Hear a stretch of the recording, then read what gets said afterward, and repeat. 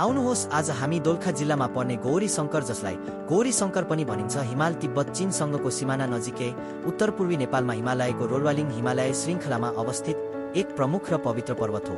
यो भौगोलिक र आध्यात्मिक रूपमा महत्त्वपूर्ण एक भव्य र सम्मानित शिखरको रूपमा खडा छ। आज असरको पहिलो दिन हो, अर्थात् आषाढ 1 गते। जताततै कुहिरो र बादल लागेको छ, तर पनि थोरै थोरै हिमालको टुप्पोहरू देखिरहेको छ। र हामी विशेष गरी यहाँ आउनुको कारण एक दुःखद दुर्घटनाले गाउँकै सडकको नजिकै 2 जना दिदीबहिनीले जीवन अर्थात् जन तत्काल गुमाइएको थियो। त्यसै कारण सम्पूर्ण गाउँ मौनतामा शोक प्रकट भएको थियो र तिनीहरूको हाँसो शोकले बदल्दियो। गहिरो दुखाइ र नोक्सानको स्मृति पछाडि छोडिदियो।